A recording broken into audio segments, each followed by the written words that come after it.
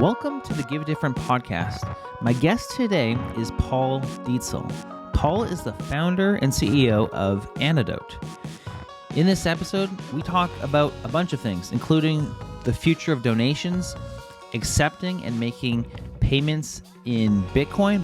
But not only that, what would it look like for the nonprofit that accepts a credit card payment to actually convert that to Bitcoin? And what would be the benefits?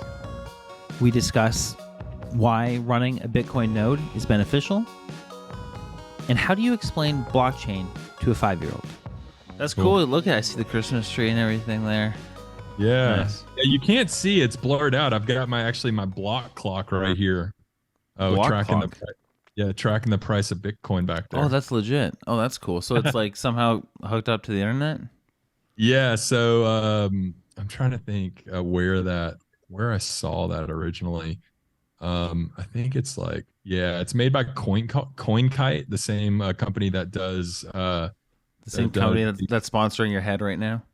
Yeah, exactly right. Now I feel like I'm a sponsor now. I'm like a YouTube sponsorship over here, but no, I'm not actually. I have paid cash or Bitcoin for each of the things that I bought from them. I have not gotten anything for free. But yeah, this is the block clock. Pretty cool. It tracks both the Bitcoin to US dollar, but also can act as like a clock. So that is super cool. But why don't we go back to the beginning? Who are you? How'd you get into crypto? Let's hear your story. Yeah, so I'm Paul Dietzel, right? I'm the CEO of Anedot, and Anedot is an anagram for the word donate. So Anedot. If you rearrange the letters, it spells donate. The thought being that whenever I started Anedot in 2010, I couldn't go buy donate.com or give.com, right? That would have been way bigger than my bank account. And I needed a word that I could easily trademark and could easily buy the domain. And so I was like, wait, anecdote. Okay, that's a simple story. And antidote is a cure. And so antidote, I was like, oh, wait, this is great. The anecdote is that it's the antidote for donations. And so then as an anagram for the word donate, like everything that Anedot does centers around generosity, centers around donations. Awesome. And so we not only serve organizations, around the country, we also serve the donors. So we see that as like a multi relational situation, I guess.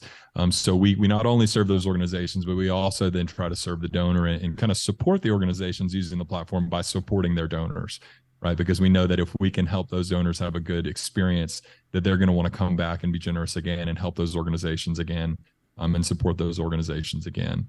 I found, at least in Anedot, it's kind of interesting that we're a very few times in life in business do you find that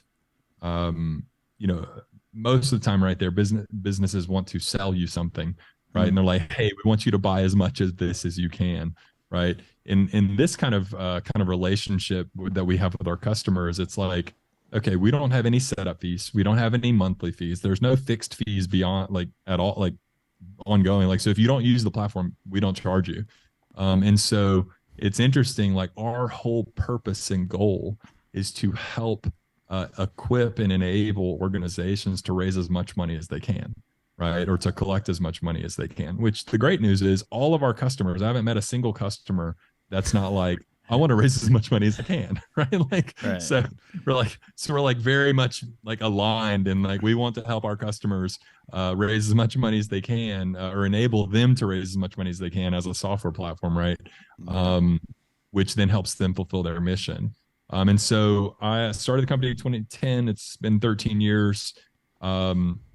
We've got customers in all 50 states. We don't have any salespeople, so God's allowed us to serve more than 30,000 organizations, billions of dollars, millions of donors across 128 countries around the world. Wow. We do not currently offer crypto. We are going to be adding Bitcoin as a payment method, I guess you would call it, or payment option.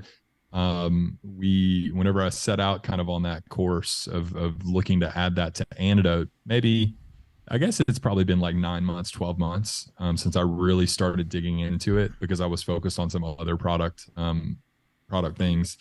Um, but really was looking and I was like, okay, well, the regulation, as we kind of talked about, um, it's it's uncertain, right? Like there's a lot of things we know, what is certain is we know that it's coming, and what that looks like is uncertain.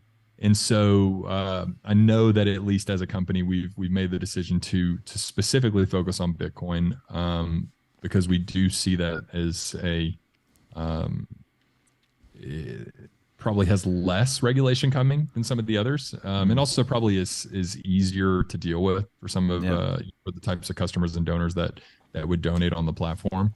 I would say my personal journey with crypto, Web3, all the different kind of I guess buzzwords, right? Like it really Yeah. started. What is Web3?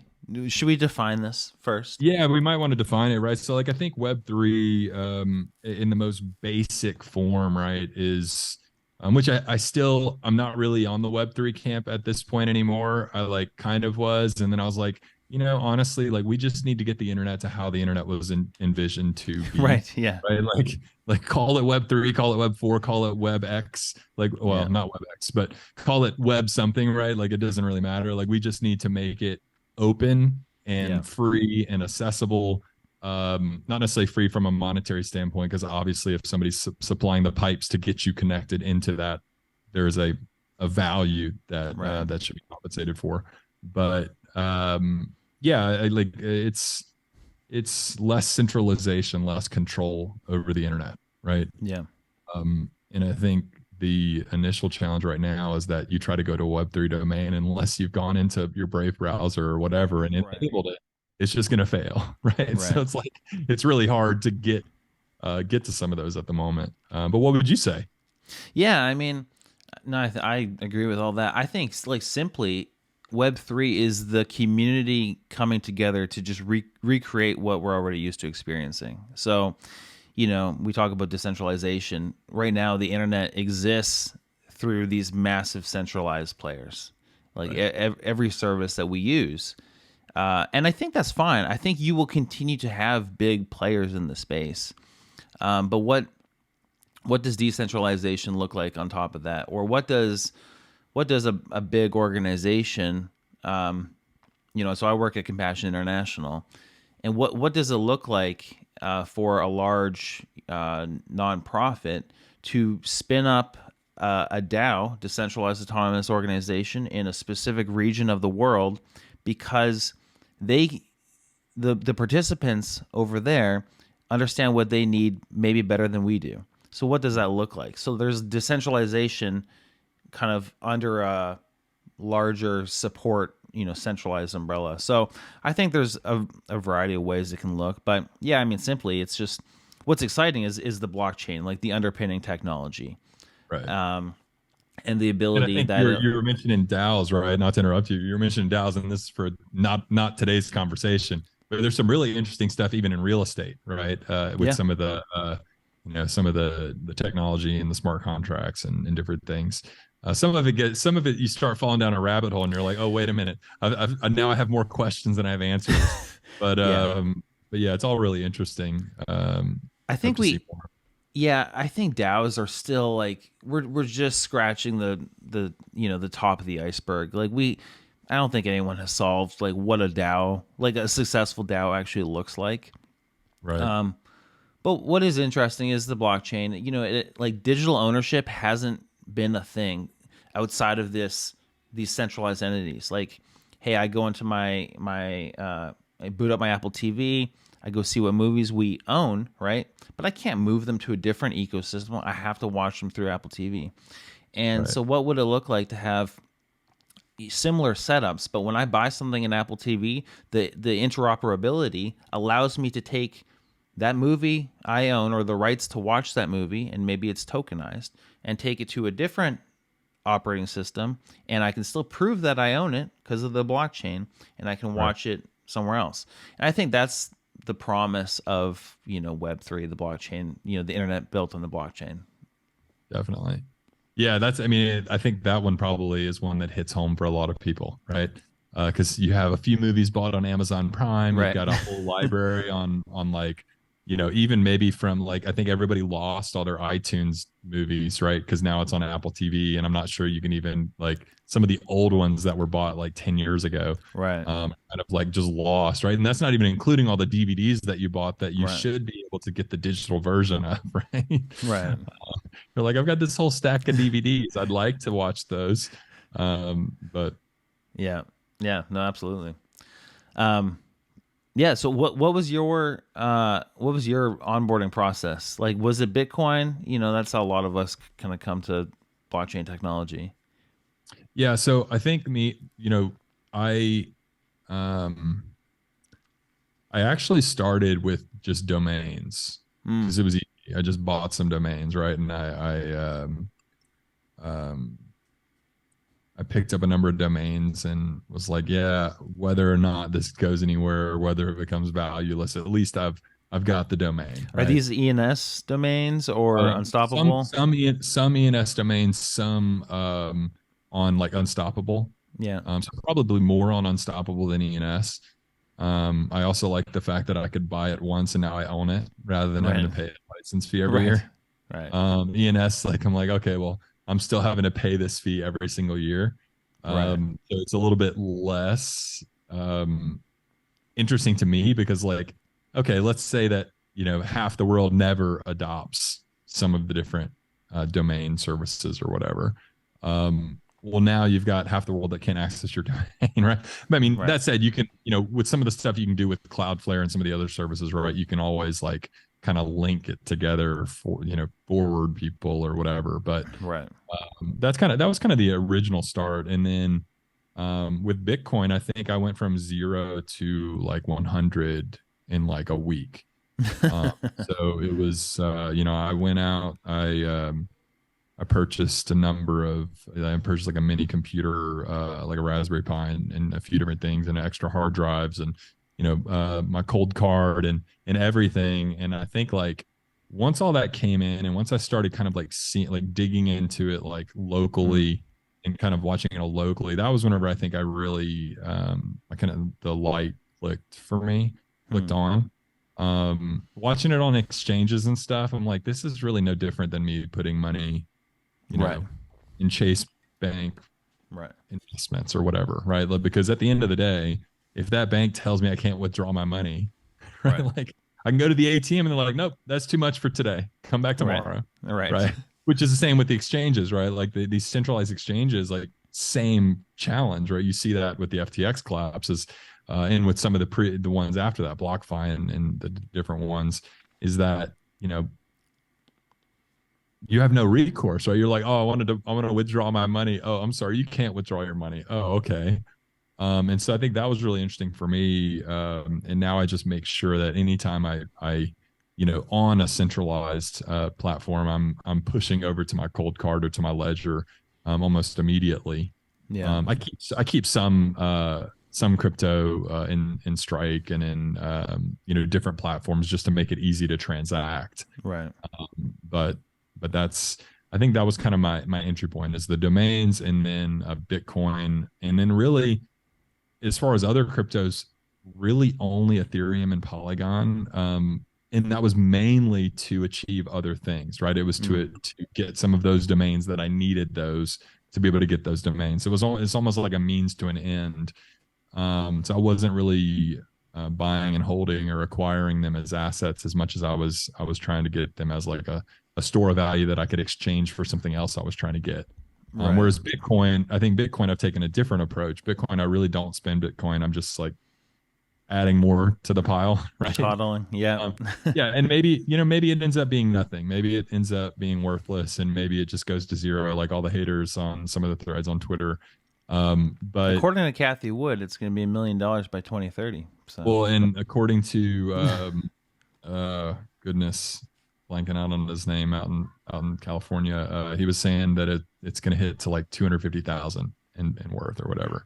But anyway, yeah, I think that as far as Bitcoin, my the way I see it is kind of like, okay, I'm not moving my life savings and I'm not moving like all these things into Bitcoin, but I see it as it's just another way to diversify personally.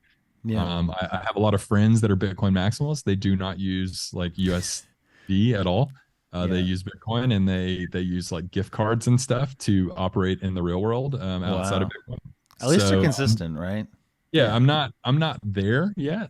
Yeah. Maybe one day. But my kids still need toys that cost US dollars.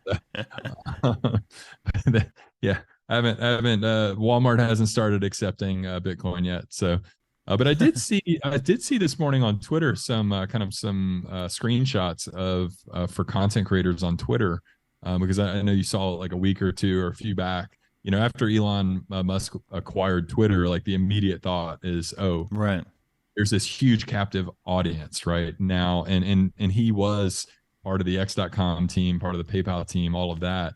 That like, okay, wow, you've got this massive user base. Even if only a percentage of those people enabled it, like if you flipped on the ability to buy Bitcoin, to send Bitcoin, all of that kind of stuff, that's huge. Yeah. That's huge because like so many people that use Twitter are not necessarily people that are going to go out to a crypto exchange and have any idea what they're doing, Right. or especially not having their own setup right outside of Right.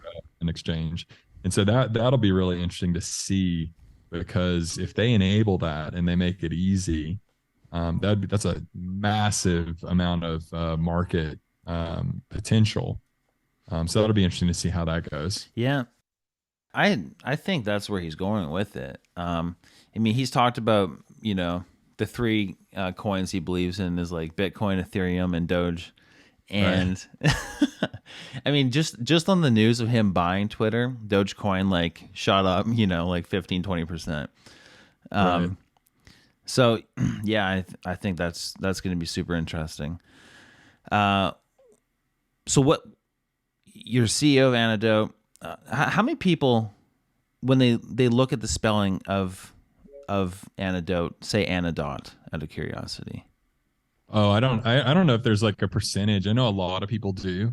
Yeah. I'm fine with that. I'm fine with people calling us Anedot. Yeah. Anedot is the appropriate name. I Right. do know that in offices across the country, there have been debates amongst office staff of so half the staff calls it Anedot, half the staff calls it Anedot. So but hey, the way I see it is that's great branding, right? It's just built-in discussion points that people can, as long as they're talking Absolutely. about, as long as they're talking about us, they can call us what they want to call us, right? Yeah. I mean, it's, you think of like, car companies. I grew up my whole life saying Porsche, and Mhm. I'm 99% sure now. I'm not even 100%, but it's Porsche or Right. Jaguar, which is how like Americans, Canadians say it, where the Brits would say Jaguar. And so there's these ways there. Yeah. And I think it's probably partly that, but so um you mentioned that Antidote in the future may be accepting Bitcoin as a payment method. Is that, how's that going to look? Is it immediately like, hey, I want to donate to whatever nonprofit, I'm going to donate Bitcoin? Does it immediately convert to fiat?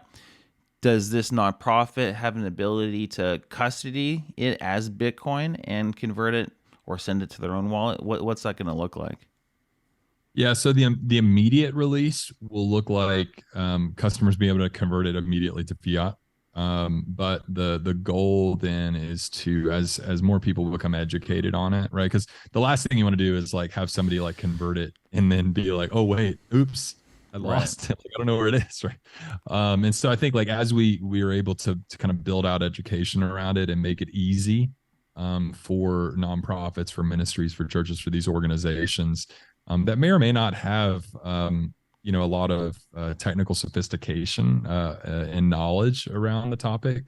I think as we build out that education, then the goal is that we kind of provide two options where you can either use our kind of custodial kind of wallet, I guess you would say, or you could also push it immediately off to your own kind of cold storage somewhere. Right. The goal being, though, similar to with all funds with Anedot, is we won't let people, we don't plan to let people keep it in a, with Anedot for more than Right. like 30 days. Like, so we'll force people to push it off of Anedot within 30 days. And if they don't push it off Anedot within 30 days, then we would convert it to fiat and pass it through like all other transactions. So that's Right. kind of it kind of gives the best of both worlds, right? Because what we don't want to have is we don't want to be a fiduciary holder of of these assets that could be that regulators or somebody else could come to us and demand that we hand it over. Right. We would rather that be the responsibility of the customer, so that we're not playing middleman. We're not too fond of middlemen, and we're continually looking to cut out points of failure in the Yeah. system. And so our goal is to make it as from point A to from the donor to the organization, as direct as we possibly can make it, without really much in the middle or in between. And so yeah, that's the way we're looking at it.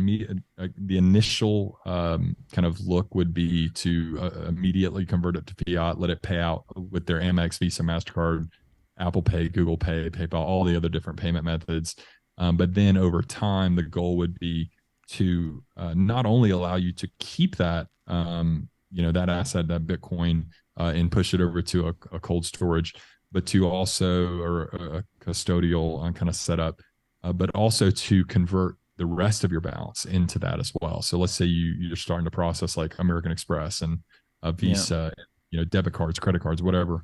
That you would not only be able to keep your Bitcoin in Bitcoin, or that you would also be able to convert that other cash into Bitcoin, into your custodial setup. So Wow. that to me becomes really interesting, especially for Yeah. organizations that are multinational, and that have setups all around the world, because that becomes really interesting, right? If you can convert that, and then can push that out around the world to your other chapters or member organizations, stuff like that, and then they can off ramp it right in their currency locally, Hmm. without having to go through the multi jurisdiction multi jurisdictional hop Right. effectively. Yeah, and all the fees that happen with exchange rates and wire transfers internationally and all, and like the time, like, hey, I'm calling the bank again, like, is it there yet? Right, We're still waiting for it. And like, right, yeah, that's really yeah. cool. Well, because the nice thing too, right, is as you've probably seen online, right, is one Bitcoin equals one Bitcoin, Yep. right? Yeah. Yeah, that's not changing. Right, it's one Bitcoin, right? Like, Yeah. so whether you're in Europe, or you're in Australia, or you're in the United States, one Bitcoin equals one Bitcoin.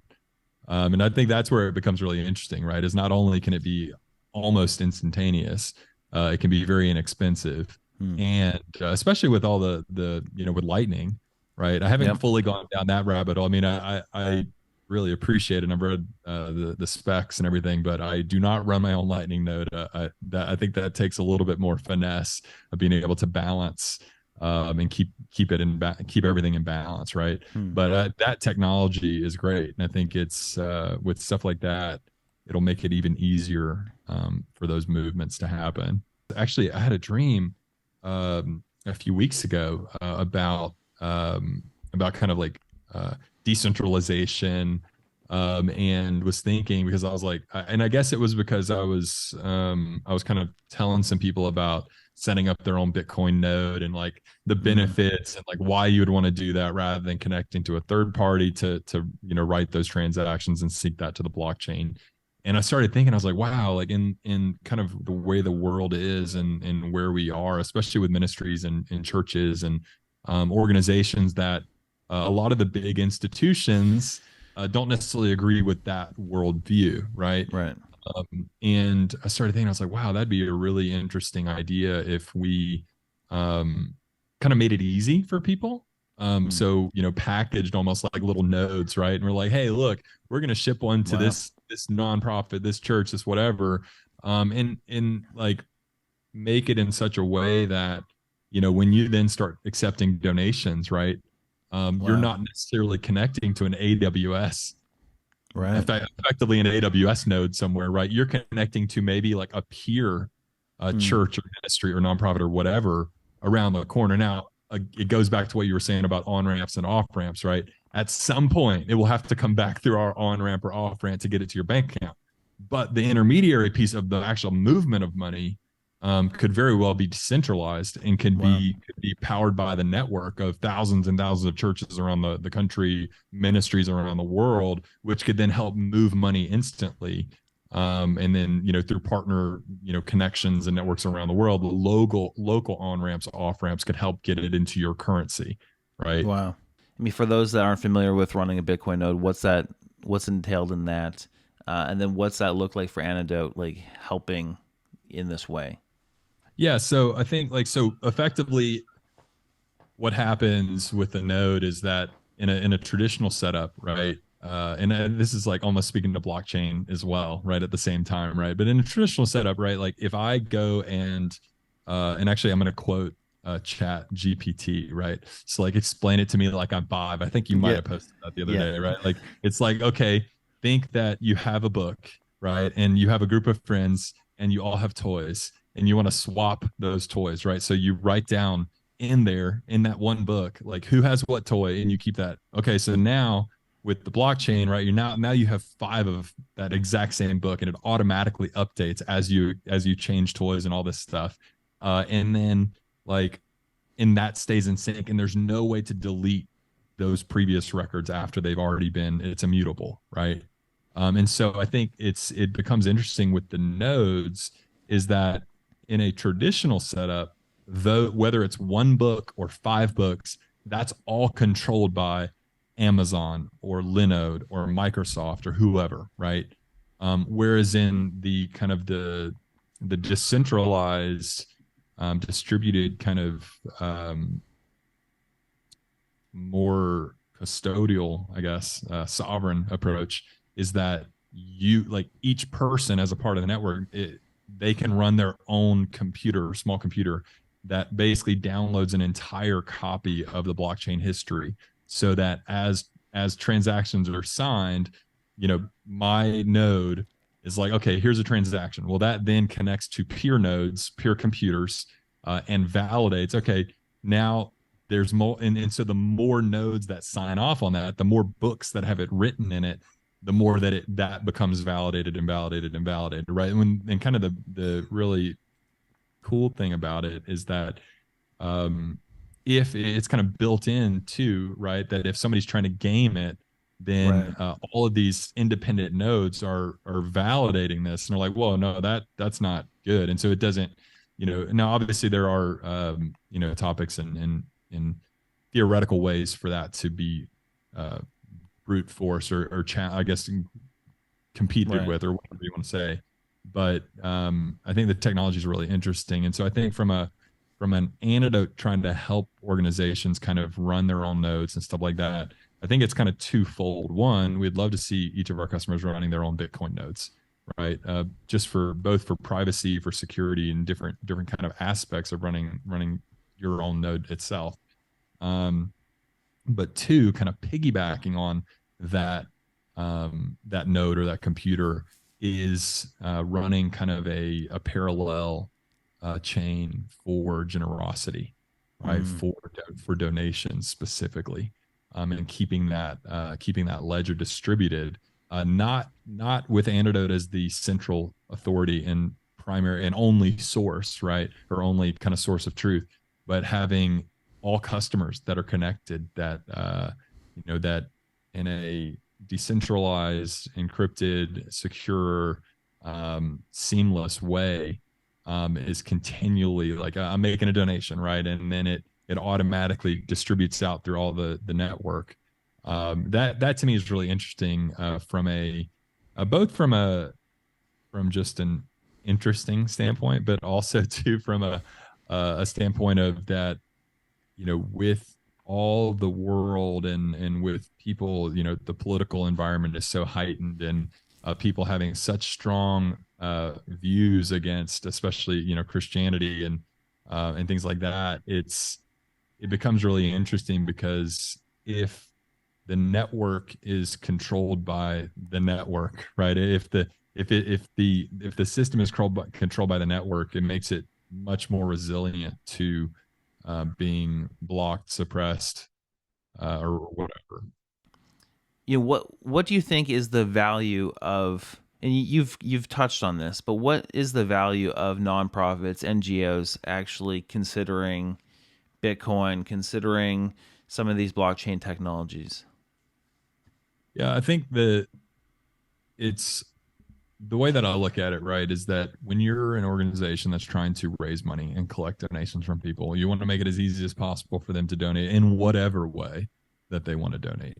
And I think that, there's a growing, I guess, group of people globally, right, Hmm. that want to be able to donate in a more, um, in a faster, less fee ridden, less centrally controlled way, right? Because I think you're seeing more and more that organizations and individuals are telling people what they can and can't do with their own money Hmm. that they have made, right? And it's like, wait, this is my money. I should be able to do with it whatever I want to do with it. I mean, obviously, don't fund terrorists and don't like hurt people, right? But like, Yeah. besides the things that I would assume are obvious to all people globally, besides the terrorist, Yeah. like besides those things, right? Like people should be able to do what they want to do with their money, send it to who they want to do, support who they want to, support what organizations they want to. I think that the interesting thing and kind of the cool thing to stay ahead of is that with blockchain technology, with Bitcoin, with all these different things, I think that it kind of gives organizations even more flexibility and control, right? Because like you wouldn't even necessarily need Anedot, right? Like an organization like Compassion could set up your own node in the office and could set up, BTC Pay, and Yeah. start accepting it without any third party at all. Yeah. Um, and I think Well, that's here, kind of the really cool thing about it. I think with all nonprofits, NGOs, they all tend to lean more fiscally conservative, and like rightfully so, right? Like that's okay. I think the challenge that we'll have though is helping to see some of the value of Bitcoin and these kind of more volatile assets. Um, yeah, I mean, how do you think through that? Like, and I know you wouldn't just, it's not like you're going to force your 50,000 customers that you have or whatever the number is. Like you all need to accept Bitcoin because this is the future. The future is decentralized, permissionless, you know. But so yeah, how does that look? How do you wrestle through that? What's the education process there? Yeah, I mean, I think it all goes back to choice, right? We're all about giving people choices. We're all about that's why we have so many integrations, even with competitors. Is we're like, hey, Mm, look, like we just want to be able to provide the best tools and options for organizations out there, right? And so, if somebody wants to use Bitcoin, great. If somebody doesn't want to use Bitcoin, great. If somebody wants to connect to Blackbot, great. If Either way, we have a great integration there, right? Like, but I say that knowing that they're like a very massive public company. right. But anyway, yeah, no, like I think the thing is if you want to do any of these things, right? Like we want to equip and enable customers to be able to do those things, and so I think that with Bitcoin for us, I think it's always been about loving and serving our customers, educating our Mm, customers of what we feel might be the best approach, but also knowing that not all organizations are the same. No organization is the same realistically.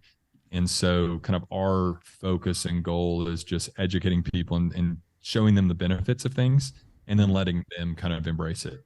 But I think to take that one step further is it's not enough to just educate somebody on it, right? Because I can go out and explain blockchain all day, explain how to run your own node right. all day, and full well know that even somebody that buys into it in their brain Yeah. isn't going to go buy the hard, like go buy a, Raspberry Pi or something like that and run their own node, right? Like Right.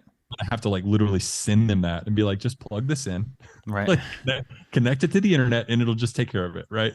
Right. And so I think that'll be where the rubber meets the road is, not only providing that education, but making Hmm. it seamless and easy, making it plug and play to where anybody can do it. And as long as they conceptually kind of understand that, that we would provide like a plug and play way for them to be able Right. to get set up and going. Yeah, I think it really comes down to like people people aren't going to be thinking like when someone loads up Facebook and they log in and they're like commenting on their friends, posts, they're not thinking through like all of the underpinning technology that is making that happen. They're not thinking where that picture is hosted. They're not thinking through any of these things. And so I like mass adoption will come when it's just like things are easier, and I think things are easier and people like that they don't know why. It's just like it's easier. This is better. Like obviously I'm going to do it this way. Right. But then I think where Bitcoin and blockchain come in really uh, strong is like it's when we think of the next generation wants to see that their money that they're giving has impact. But it's not enough for them just to say, all right, here, big corporation, big non NGO, um, take my money and I trust you. Like they want to actually see that. And so the transparency layer that the blockchain provides, I think is really interesting. And I think we haven't really seen this yet, but I would love to see nonprofits somehow enable just a deeper level of transparency. Not, sure, you have your annual audit that is posted in your report, but what does transparent giving look like where you can actually see the impact that your dollar is having, like because it's all on chain. Like I think that's really interesting, and I think that's one way we're going to actually motivate and encourage and incentivize the next generation to give. Like it's not enough for them just to give and forget. Like they want to see that their donations having impact. Yeah, and I think that also is a really interesting point too. Like we also have political customers, right? And think how interesting that would Right. be, like on the blockchain, like somebody donates, right? Like that's on the blockchain, right? Like, and it's immediately available and visible worldwide. Not having to wait for the end of quarter filings to be able to see. I mean, you could still wait for the end of quarter filings, like you wait to the end of your audit for nonprofits, right? But that you could see all that in real time, Right. and kind of public on that public ledger. Yeah, and it's a different type of transparency because audits, reports, And you're not like going you're to see still names, right? Like you're not going to see names, you're not going to see addresses and phone numbers and stuff like that. But you would see like what's happening, right? Like, right. so There's different protocols too. One of them is, and I haven't dug too deep into this, but I've heard of there's something called secret protocol, and I think it's like an Ethereum based token. It may even not be, but I do know that you can encrypt certain parts of your your smart contract or the things that are happening on chain. So you might choose to encrypt names and addresses, but you choose not to encrypt other things to see like, hey, the funds that you sent to this organization, yeah, we've said that 80% of the funds will go to Haiti to help with earthquake, disaster relief. You can actually see the 80% go to a wallet that is custodied in Haiti, and they're using the funds, and you can track that there.